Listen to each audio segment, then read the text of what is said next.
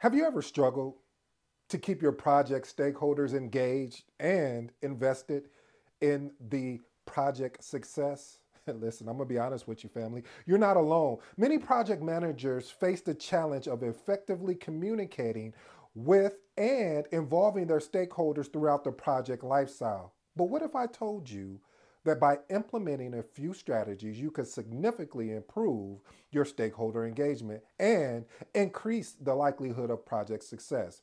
In today's episode, we're going to provide you some recommendations to improve your relationships with stakeholders. But wait, I have to be honest with you, all of them are not foolproof, or I should say fail proof. So you may run into some stakeholders that literally you can't do anything with, and now you're going to have to make an adjustment. You're going to have to adapt. So today's episode, we're going to cover, as you know, some of those points. If you're new to the episode, I go by the name of ED. For all you smart and intelligent folks out there, listen, that just simply means Ed. I have an 8-point framework, and these 8 points, my goal, my mission, my job here today is to unpack today's title, which is entitled How to Improve Stakeholder Engagement. Again, how to improve stakeholder engagement. You mind if I share a story with you? Here's a quick quote from my father. My dad would always say what you mean and mean what you say. You see, you have to understand one of our toughest challenges in leading projects will always be our stakeholders, whether they're against you, whether they're for you, or whether they're in between. And the reason why I say that, family, is that a lot of times we forget that point of our stakeholders. We'll have the audacity to skip over certain stakeholders thinking we don't need them, but that is the wrong approach. We will have the audacity not to even make a connection with them on a personal level, which that is a mistake as well. So today I want to unpack these 8. I got a couple bonuses for you. I'm going to over deliver today, as you know I will, but I really want you to pay attention to this, family. If there's no other episode that you've ever paid attention to, today's episode is one of those, because when you get this right, you're going to be further along than most project managers. Let's move on to point number 1. Point number 1, prioritize active listening. Listen, active listening means you're demonstrating a respect and value for your stakeholder contributions, fostering a more open and trusting engagement. Here's an actionable step for you, family. Practice active listening in all stakeholder communications, ensuring you understand their perspective before fully responding. A lot of times you can tell those individuals that when you are articulating yourself, whether it's through verbal or written, mostly verbal because you probably can't do this through written, but through verbal conversation, you can kind of tell when someone is already hoaxing up or putting together, I should say, a response. And you're like, man, they're not really paying attention. They're not really actively involved, meaning, hey, let me speak, let me say my piece, and then you sit back and listen and then provide a response. But when you're actively thinking of a response, that means you may miss something along of what I'm saying. So what I'm recommending is practice active listening in all stakeholder communication so you can get their perspective first. Point number 2, set and manage boundaries. Listen, while stakeholder engagement is definitely crucial, it's also important to manage those boundaries to ensure project progress isn't hindered by over involvement. This is what I recommend, family. Here's an actionable step. Clearly define the scope of stakeholders' involvement and decision-making progress. One of the templates I want to recommend to you, family, is using a RAID Q log. What is a RAID Q log? I've shared this before. RAID Q log, and this is my version of it: risk, action items, issues, decisions, and questions.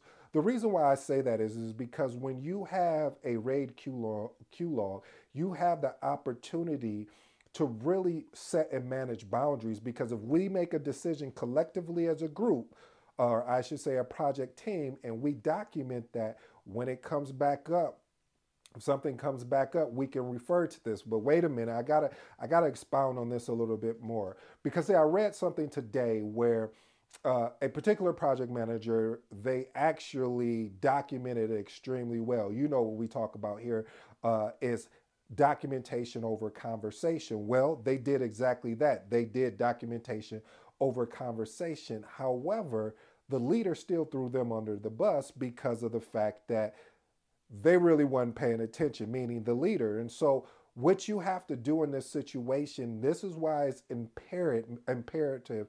A matter of fact, it's required that you're constantly in front of your leadership. You're constantly giving detailed information for them. And we're going to touch on some of those anyway. Point number 3, use language that resonates. Hey, you know what we say here, family. Know your audience. Sometimes I've been guilty of it as well, where I will speak in terms that I'm like, you could tell that the stakeholders is confused because I may be speaking project management jargon. I may be speaking technical jargon that is not applicable, or I should say may be applicable, excuse me. However, they're still not catching it. So one of the things is you want to ensure, or I should say an actionable step is tailor your language to match the stakeholders' level of expertise, as well as, this is the key right here, and interest. I mean, hey, a lot of people will be on your calls and you're sitting there, is like, okay, well, why are you here? But they may serve a need. And so you want to ensure that you can address those two pieces, meaning the level of expertise and the level of interest in the project. Point number 4, ensure accessibility in engagement. Listen, what you want to do is ensure, family, that stakeholders have an equal opportunity to participate regardless of physical or technical or technology barriers. What does that mean? You want to review all engagement methods for materials that can be accessed.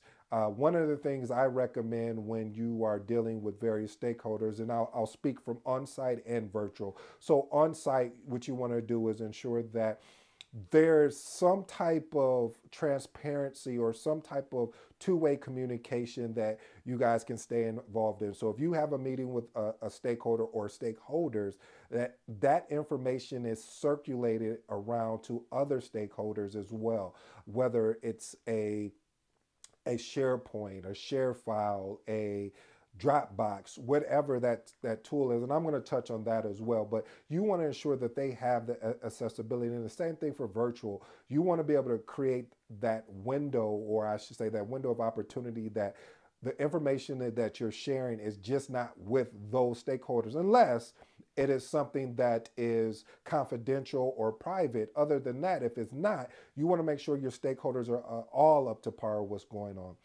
This is a big one, and I struggle with this, so pray for me, family. I'm going to keep working through it, but develop empathy for stakeholders' perspective. How this came about is one day I was in a CIO meeting, and these stakeholders I've been working with on various projects came to the meeting, and they're going over the projects and different things like that.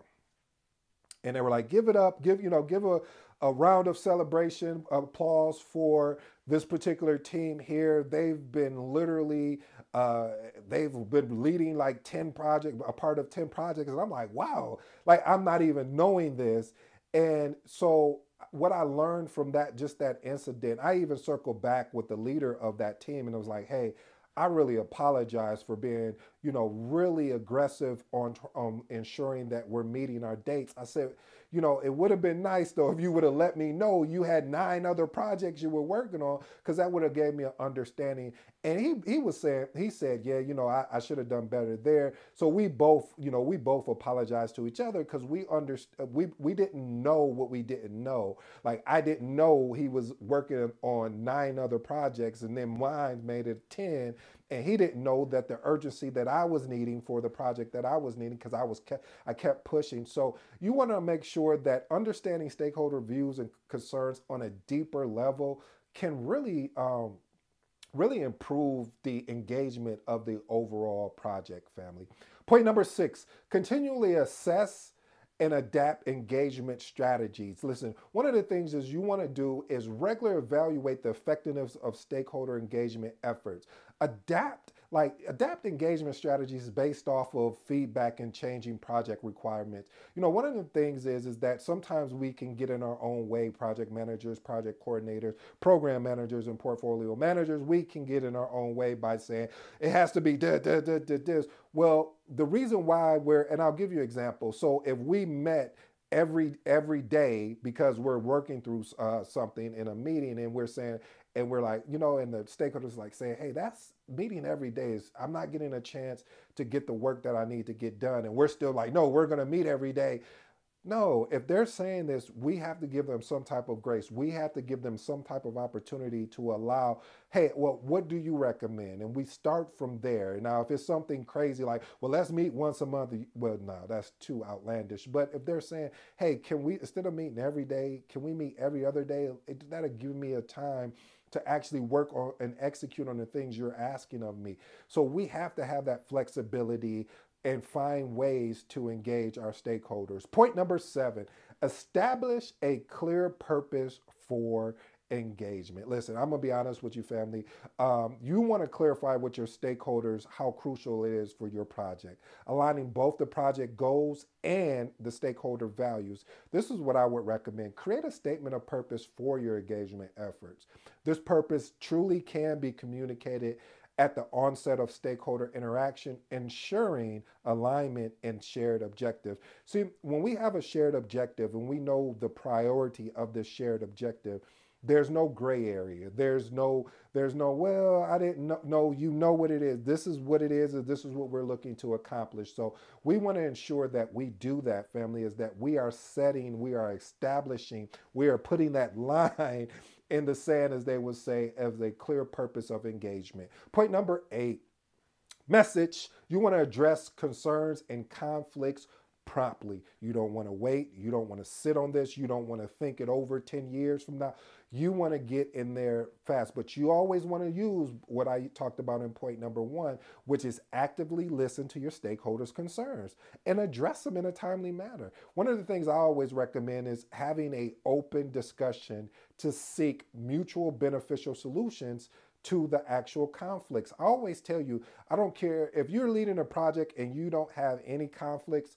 And again, subjective, but I don't believe it's a real project, because of the fact that there's not one project that I've ever led that I didn't have some type of conflict in it, whether it was on a small level or a blowout argument.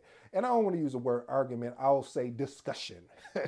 But yes, family, you want to ensure that you have these discussions and and if you can, I recommend having it in a safe place that is not more of a gossip type of discussion afterwards. It's, this person said this, we disagree. How do we find a happy medium, or do we need to escalate this?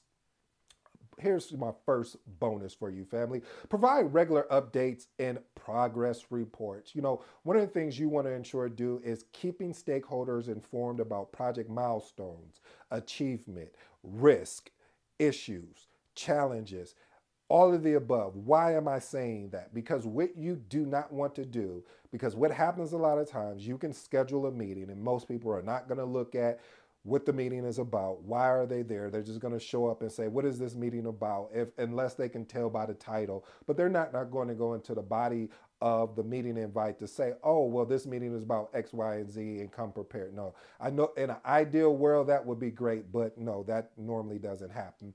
So you want to ensure that they're fully aware. So in case they're talking to somebody, a leader or their direct or their manager or even their direct report, that is not a lost conversation. What is a lost conversation? Saying, hey, how was that meeting that you had with Ed? Oh, it was great. What did you guys talk about?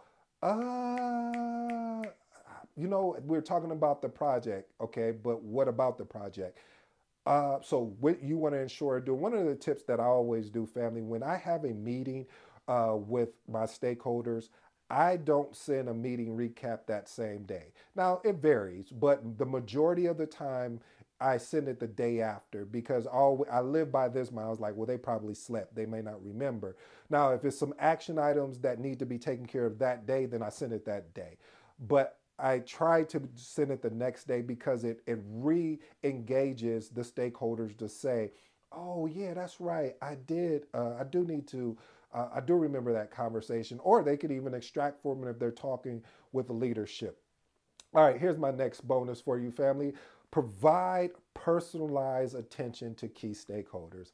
I know what you're saying. I can see you guys already, even though I can't see you. I know what you're saying. Like, man, why do I got to personalize my engagement with stakeholders? I'm going to ask you this question back. Do you want to have a successful project? I mean, if you do, then there's going to be certain stakeholders that may need a little extra hand holding, that may need a little bit more TLC, as we'll say. But seriously, family, you want to take some extra time out, time and effort to really build strong relationships, especially with these key stakeholders, because and you'll learn over time that if you don't, and they start getting further and further away, where they stop showing up to meetings, and you want to be able to build that bridge so they feel comfortable walking across. And my last and final bonus is provide stakeholders with self-service options. One of the things I've seen is that project managers, project coordinators, basically in this field that I love, that I hope you fall in love with, called project management, get caught up in a control thing where they don't provide self-servicing option. What is a self-service option? I kind of touched on it. A SharePoint site. So for instance, when you get done sending out your meeting recap, you have a folder that you put that meeting recap in. If you have a project schedule, or if you have a project report, that you're putting it in a centralized location where you're not a bottleneck.